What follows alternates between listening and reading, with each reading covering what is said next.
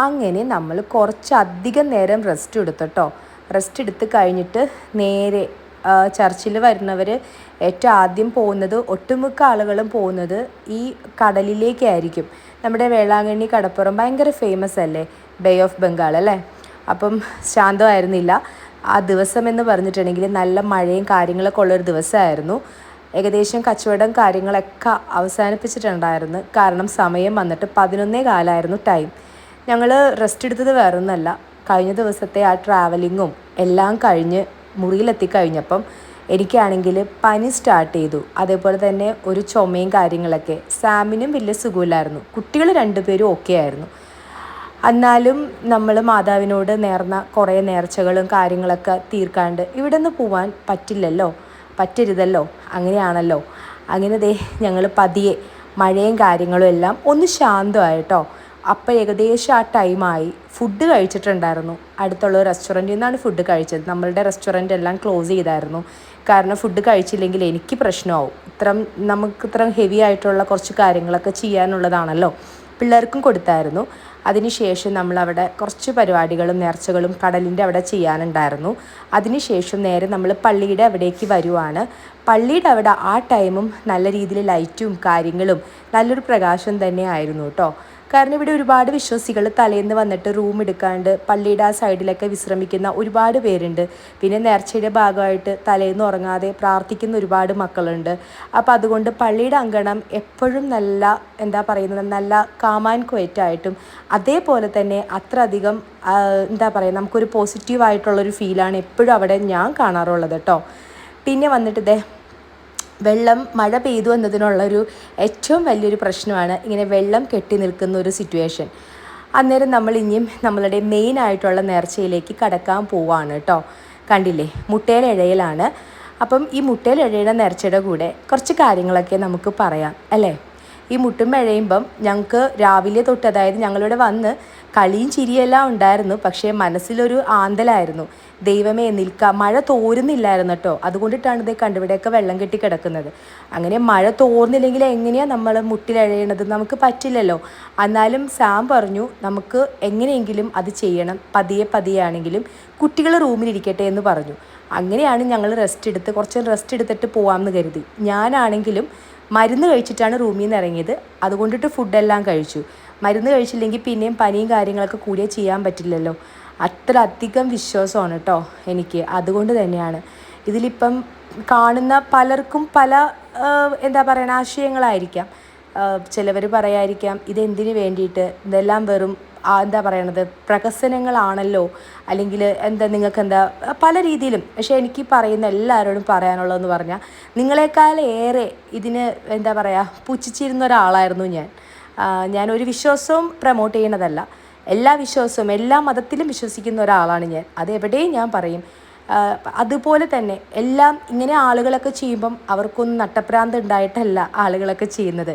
എല്ലാവരുടെയും ജീവിതത്തിലുള്ള ഓരോരോ അനുഭവങ്ങളാണ് എല്ലാവരെയും ഓരോരോ നേർച്ചകളും കാഴ്ചകളും ചെയ്യാൻ ആ ഒരു വിശ്വാസം, ആ ഒരു ഇതിലോട്ട് നമ്മളെ കൊണ്ടുവരുന്നത്. അത് തന്നെയാണ് കേട്ടോ ഞാനും ചെയ്യുന്നത്, അത്രയേ ഉള്ളൂ. അപ്പം ഇതെന്ന് പറഞ്ഞിട്ടുണ്ടെങ്കിലേ, ഈ നേർച്ച ചെയ്യാൻ ഞങ്ങൾ തുടങ്ങിയിട്ട് ഏകദേശം ഒരു 3 വർഷമായിട്ട് വേളാങ്കണ്ണിയിൽ വരുമ്പം നമ്മൾ എപ്പോഴും ചെയ്യുന്നൊരു നേർച്ചയാണ് കേട്ടോ ഈ മുട്ടയിലിഴയിൽ. അത് മറ്റൊന്നും കൊണ്ടിട്ടല്ല, ഇങ്ങനെ മുട്ടിലിഴയണ പോയിട്ട് ഒരു 5 മിനിറ്റ് പോലും നടക്കാൻ പറ്റാത്തൊരവസ്ഥയിൽ എൻ്റെ ഹസ്ബൻഡ് വന്നൊരു സിറ്റുവേഷൻ ഉണ്ടായിരുന്നു, ഒരസുഖമായിട്ട്. ആ സമയത്ത് പല ഡോക്ടേഴ്സിനെയും പോയി MRI ചെയ്തു. അന്നൊന്നും ഒരു പ്രശ്നവും കാണിക്കുന്നില്ല. ലാസ്റ്റ് നമുക്ക് നമ്മുടെ ട്രീറ്റ്മെൻറ്റിൻ്റെ ഭാഗമായിട്ട് ഒരു ഡോക്ടറെ അടുത്ത് പോയപ്പോൾ ആ ഡോക്ടർ പറഞ്ഞു, ഒരു പേടിക്കേണ്ട ഒരു അസുഖമൊന്നുമല്ല, ജസ്റ്റ് ഒരു മസിൽ വീക്കം, കോസ്റ്റോകോൺട്രൈറ്റിസ് ആണ് എന്നുള്ളൊരു രീതിയിലാണ് പുള്ളിക്കാരൻ പറഞ്ഞത്. പക്ഷേ അങ്ങനൊരു രോഗം നമുക്കിപ്പോൾ നോർമലായിട്ട് ഇപ്പം ഇരുന്ന് വർക്ക് ചെയ്യുന്ന ഒരാൾക്ക് വന്നാൽ പ്രശ്നമില്ല. പക്ഷേ ഹസ്ബൻഡ് ഇങ്ങനെ പരേഡും കാര്യങ്ങളൊക്കെ അറ്റൻഡ് ചെയ്യേണ്ടതായത് കൊണ്ടിട്ട് ആ സമയത്തൊക്കെ ഇങ്ങനെ ആ ഭാഗത്തെ ചെസ്റ്റ് ഏരിയയിലെ മസിൽസൊക്കെ ഇങ്ങനെ കൺട്രാക്റ്റ് ചെയ്യണൊരു ഫീലിംഗ് വരും. അപ്പം നമുക്ക് ഈ ഹാർട്ട് അറ്റാക്ക് വരുന്നൊരു ഫീലാണ് വരുന്നത്. അപ്പോൾ പിന്നെ നമ്മൾ കുറച്ച് നേരം നിന്ന് കൊടുത്താൽ മാത്രം അത് അഴഞ്ഞ് നോർമൽ ഇതിലോട്ടാകും. അതാണ് ഈ ഒരു പ്രശ്നം.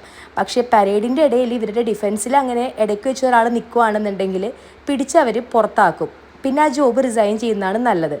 പക്ഷെ നമുക്ക് അങ്ങനെ ഒരു ജോബ് റിസൈൻ ചെയ്തിട്ട് പെട്ടെന്ന് ഒന്നും എത്താത്ത സമയത്ത് തിരിച്ചു വരാനും പറ്റാത്തൊരവസ്ഥയിലായിപ്പോയി. പിന്നെ മാത്രമല്ല 2020 തൊട്ടിട്ട് കൊറോണ എല്ലാവരെയും എഫക്റ്റ് ചെയ്ത പോലെ ഞങ്ങളെയും വളരെ ബാഡായിട്ട് ഒത്തിരി പ്രശ്നങ്ങൾ ഞങ്ങൾക്കുണ്ടായിരുന്നു. ഞങ്ങൾക്ക് വേണ്ടപ്പെട്ടവരും എല്ലാവരും അതൊക്കെ ഞാൻ പറഞ്ഞിട്ടുണ്ടെങ്കിൽ അതൊക്കെ വളരെ ഒരു ശോകമായിപ്പോവും. അതുകൊണ്ട് ഞാൻ അതൊന്നും പറയുന്നില്ല. നമുക്ക് വീടോ ഒന്നും ഇല്ലാത്തൊരവസ്ഥയായിരുന്നു. സ്വന്തമായിട്ടെന്ന് പറഞ്ഞാൽ ഒന്നുമില്ല. സ്വന്തമായിട്ടുള്ളത് 2 കുട്ടികളും കുറച്ചധികം സന്തോഷവും മാത്രമേ ഉള്ളൂ. അന്നും ഇന്നും എന്നും ഞങ്ങൾ 4 പേരും ഒറ്റക്കെട്ടായിട്ട് തന്നെ നിന്നു കേട്ടോ, എന്ത് പ്രശ്നങ്ങളുടെ ഇടയിലും. അതായത് നമ്മളൊരു രീതിയിൽ നമ്മൾ ജീവിച്ചിട്ട് പെട്ടെന്ന് ആ രീതിയിൽ നമ്മൾ താഴേക്ക് ഇറങ്ങി വരിക, നമ്മൾ കുറച്ചും കൂടെ ലെവൽ 1 നിന്നിട്ട് പെട്ടെന്ന് ലെവൽ 1 അല്ല ലെവൽ 10 നിന്നിട്ട് പെട്ടെന്ന് ലെവൽ 1 വരുന്നൊരവസ്ഥ, അതൊക്കെ പറഞ്ഞിട്ടുണ്ടെങ്കിലുണ്ടല്ലോ, അതൊക്കെ എനിക്ക് എത്രത്തോളം എനിക്കിതിൽ പറഞ്ഞ് വ്യക്തമാക്കിയാൽ അത് വളരെ ബോറായി പോകും. അതുകൊണ്ട് അതൊന്നും ഞാൻ പറയണില്ല കേട്ടോ. ആ സമയത്തൊക്കെ ഇതേപോലെ തന്നെ ഹസ്ബൻഡ് ചിന്തിച്ചു, പുള്ളി അധികം ഇനിയില്ല മുന്നോട്ട്. ബിക്കോസ് പുള്ളി അതായത് എന്താ പറയുക, ആൾ അധിക കാലം ഭൂമിയിലില്ല എന്നുള്ള രീതിയിലേക്ക് പോലും പുള്ളിക്കാരൻ ചിന്തിച്ചു. കാരണം നമുക്ക് ഈ ഒരു കോസ്റ്റോകോൺഡ്രൈറ്റിസ് ആണെന്ന് പറയുന്നതിന് മുന്നേ എന്താണ് കാര്യമെന്ന് പിടികിട്ടുന്നില്ല. ഹാർട്ടിൻ്റെ എന്തെങ്കിലും ഇഷ്യൂ ആണോ, MRI ചെയ്തിട്ട് കാണുന്നില്ല, ഒന്നും ചെയ്തിട്ട് കാണുന്നില്ല, എന്താണ് സംഭവിച്ചിരിക്കുന്നത്. എന്നാലാണെങ്കിൽ അത്യാവശ്യം ലോണും കാര്യങ്ങളും എല്ലാം ഉണ്ട് താനും. പുള്ളി അപ്പോൾ എന്നോട് പറഞ്ഞു തന്നു, ഇൻ കേസ് ഇപ്പോൾ പുള്ളി എന്തെങ്കിലും സംഭവിച്ചാൽ എന്തെല്ലാം ചെയ്യണമെന്ന്. അങ്ങനെ പറഞ്ഞു തന്നിട്ട് ഒരു ലീവ് കഴിഞ്ഞ് പോയൊരു സമയമുണ്ട്. അന്ന് ആലോചിച്ച് നോക്കിക്കേ, അടുത്ത ലീവിന് കാണാൻ പറ്റുമോ ഇല്ലയോ എന്നുള്ളൊരു അവസ്ഥയിൽ പോകുന്നത്. എന്നോട് പറഞ്ഞു, നീ എത്ര വന്നാലും ധൈര്യമായിട്ടിരിക്കും, നീ പേടിക്കേണ്ട കാര്യമൊന്നുമില്ല എന്നുള്ള രീതിയിൽ പുള്ളി. പക്ഷേ ആളില്ലെങ്കിലും നമുക്ക് എന്ത് ഭൂമിയിലുണ്ടായിട്ടും കാര്യമുണ്ടോ, ഒട്ടുമില്ല. ആ സമയത്തൊക്കെ ഞങ്ങൾ ഫേസ് ചെയ്ത ഇതൊന്നും അല്ല, ഇതിൻ്റെ അപ്പുറത്ത് കുട്ടികൾ, അവരുടെ കാര്യങ്ങൾ, ഞങ്ങൾക്കാണെങ്കിൽ റെൻറ്റ് കൊടുക്കണം, അതേപോലെ തന്നെ ഇതേപോലെ ലോൺ അടയണം, ഒരുപാട് കാര്യങ്ങൾ. ഈ ലോണും കാര്യങ്ങളൊന്നും സ്വന്തമായിട്ടുള്ള കാര്യങ്ങൾക്കല്ല എടുത്തിരിക്കുന്നത്. നമ്മളൊരു കുടുംബത്തിലാവുമ്പം ഹസ്ബൻഡിൻ്റെ ഫാമിലി സപ്പോർട്ട് ചെയ്യാൻ വേണ്ടി ഹസ്ബൻഡ് എടുത്ത ലോണുകളാണ്. പക്ഷേ ഇതെല്ലാം ഞങ്ങളോട് പറഞ്ഞു, ആർക്ക് വേണ്ടി എടുത്തുവോ അവരൊക്കെ തന്നെ പറഞ്ഞു, നീ ഉണ്ടാക്കാതിരുന്ന് നിൻ്റെ കുറ്റം എന്നാണ് പറഞ്ഞത്. ഒരവസ്ഥ, അത് വല്ലാത്തൊരവസ്ഥയായിരുന്നു. ആ സമയമായപ്പോഴേക്കും ഞങ്ങൾ ഫിനാൻഷ്യലി സീറോ ഒരു സ്റ്റേറ്റിലായിരുന്നു കിടന്നിരുന്നത്. പിന്നെ ഈ പറഞ്ഞതുപോലെ പുള്ളിയുടെ ആരോഗ്യം അതിലും മോശം. പിന്നെ എന്താ പറയാനാ, ജീവിച്ചല്ലേ പറ്റൂ. 2 കുട്ടികളുണ്ടല്ലോ, അവർക്ക് വേണ്ടി മുന്നോട്ട് നമ്മൾ പോയല്ലേ പറ്റൂ. പുള്ളി പോയി കഴിഞ്ഞതിന് ശേഷം ഞാനാണെന്നുണ്ടെങ്കിലും ഓരോ കാര്യങ്ങളൊക്കെ ചെയ്ത്, ഇപ്പം ഒരുപാട് പേര് പുച്ഛിക്കുന്നുണ്ടാവും, അവൾ അങ്ങനെയാണ്, അവൾ ഇങ്ങനെയാണെന്നൊക്കെ പറഞ്ഞിട്ട്. അങ്ങനെയൊന്നുമില്ല. എനിക്ക് എൻ്റെ ഹസ്ബൻഡിനെ മാത്രം ബോധിപ്പിച്ചാൽ മതി ഞാൻ ചെയ്ത കാര്യങ്ങൾ എന്തൊക്കെയാണ്, ഞാൻ എങ്ങനെയാണ് നടത്തിയത്. അതേപോലെ തന്നെ പുള്ളിയും ഞാനും തമ്മിൽ ആരെന്തൊക്കെ ഞങ്ങളെപ്പറ്റി പുറത്ത് പറഞ്ഞാലും ഞങ്ങൾ തമ്മിലൊരു ബോണ്ടുണ്ട്. അതൊരിക്കലും ബ്രേക്ക് ആവാത്തിടത്തോളം കാലം പുറത്തുനിന്ന് ആരെന്ത് പറഞ്ഞാലും അതൊന്നും ഞങ്ങളെ അഫക്റ്റ് ചെയ്യണില്ല. അതെല്ലാം മാരീഡ് ലൈഫിലും അങ്ങനെയൊക്കെ തന്നെ ആയിരിക്കുമല്ലോ. പിന്നെ അതേപോലെ തന്നെ ലോണും കാര്യങ്ങളൊക്കെ അവസാനിപ്പിക്കാൻ വേണ്ടിയിട്ട് ഉണ്ടായിരുന്ന ഗോൾഡും കാര്യങ്ങളൊക്കെ നമ്മൾ മറച്ചു. അങ്ങനെ ലോണും കാര്യങ്ങളൊക്കെ അവസാനിപ്പിച്ചു. അപ്പോഴും ആൾക്കുണ്ട് ഹെൽത്ത് വൈസ് ഇഷ്യൂസും കാര്യങ്ങളും എല്ലാവരും ആൾക്കുണ്ട്. എന്നാലും നമ്മളൊരു ധൈര്യത്തിൽ പ്രാർത്ഥന മാത്രമായിരുന്നു അഭയം, വേറെ ഒന്നുമില്ല. പ്രാർത്ഥനയും അതേപോലെ തന്നെ ഒരുപാട് നമുക്ക് വെൽവിഷേഴ്സും ഉണ്ടായിരുന്നു കേട്ടോ, അത് പറയാതിരിക്കാൻ വയ്യ. നമ്മുടെ ഫാമിലിയിൽ നിന്നല്ലെങ്കിലും ഫാമിലിക്ക് പുറത്തുനിന്നാണെങ്കിലും ഒരുപാട് പേര് ഞങ്ങൾക്ക് വേണ്ടി പ്രാർത്ഥിച്ചവരുണ്ടായിരുന്നു. കാരണം ഞങ്ങളുടെ അവസ്ഥ അത്ര മോശമായിരുന്നു. കാരണം ഒന്ന് ആലോചിച്ച് നോക്കിക്കേ, ഒരാൾ ഗൾഫിൽ പോയിട്ട് അയാൾ തന്നെ പറയുന്നു അയാൾ ഇനിയും വരുമോ ഇല്ലയോ എന്നറിയില്ല. ആ വ്യക്തി അല്ലാണ്ട് ഞങ്ങൾക്ക് വേറെ ആരില്ല. ഞങ്ങളാണെങ്കിൽ റെൻറ്റിന് കിടക്കുന്നു. അങ്ങനെ ഞങ്ങളിങ്ങനെ പള്ളിയിലോട്ട് പിന്നെ വരാനുണ്ടായ കാര്യം, ആ സമയത്ത് പുള്ളിയുടെ ഒപ്പം വർക്ക് ചെയ്തിരുന്ന ഒരു ഹൈന്ദവ സഹോദരനാണ്, പുള്ളിക്കാരനാണ് പറഞ്ഞത്, എടാ നീ ഒന്ന് വേളാങ്കണ്ണി പോയിട്ടൊക്കെ ഒന്ന് പ്രാർത്ഥിക്ക്, നീ പോയിട്ടുണ്ടോ എന്ന് വെച്ചപ്പോൾ ഹസ്ബൻഡ് ചെറുതിലേ പോയതാണ്. ഞാനും ഏകദേശം ചെറുതിലല്ല, കല്യാണത്തിന് മുന്നൊക്കെ പോയിട്ടുണ്ട്. പക്ഷേ കല്യാണത്തിന് ശേഷം ഈ പറഞ്ഞതുപോലെ ഹസ്ബൻഡ് അബ്രോഡായിരുന്നപ്പം ഞാൻ എൻ്റെ വീട്ടുകാരുടെ ഒപ്പം വന്നിട്ടുണ്ട്.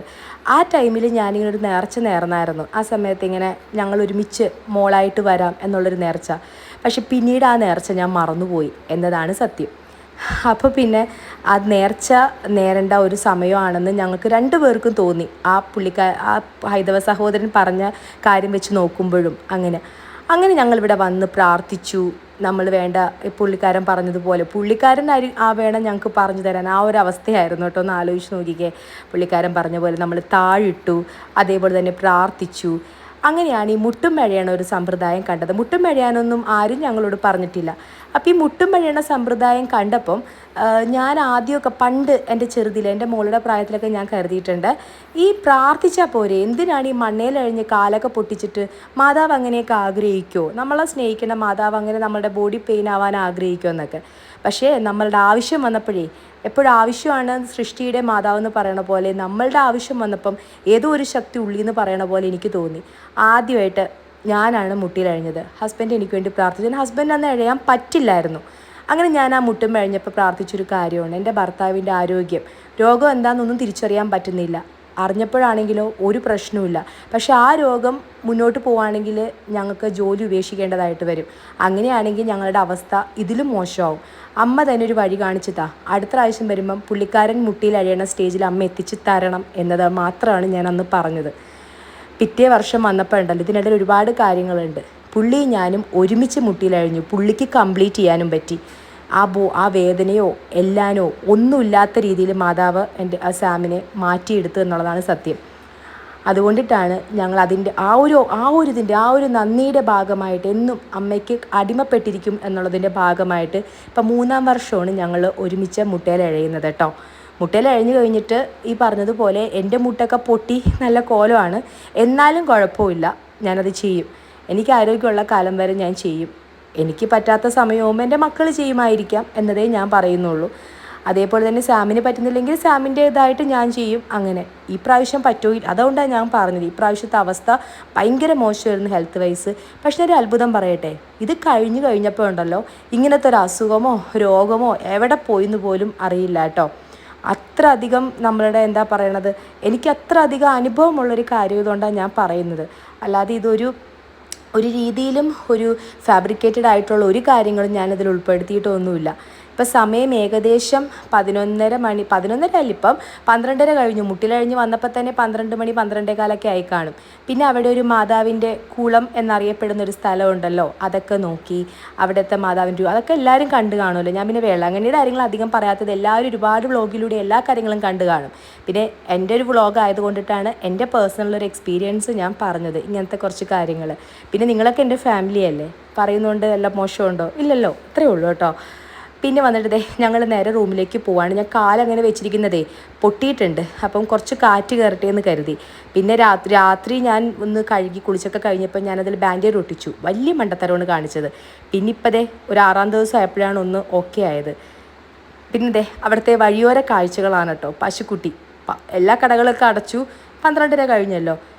അപ്പം അവിടെ ഫുഡ് വേസ്റ്റൊക്കെ ഇട്ടിട്ടുണ്ടല്ലോ, അപ്പോൾ അതൊക്കെ കഴിച്ചിട്ടാണെന്ന് തോന്നുന്നു അത് പാവം ജീവിച്ചു പോകുന്നത് കേട്ടോ. അപ്പം ഏകദേശം ഈ സമയമൊക്കെ ആയി കഴിഞ്ഞപ്പം എല്ലാം ശാന്തമായി. കണ്ടില്ലേ, മുട്ടിലഴിഞ്ഞൊരു പ്രതിനിധി ഇല്ല നമുക്ക്. അങ്ങനത്തെ ഒരു പ്രശ്നമേ ഞങ്ങൾക്ക് വരാറില്ല കേട്ടോ.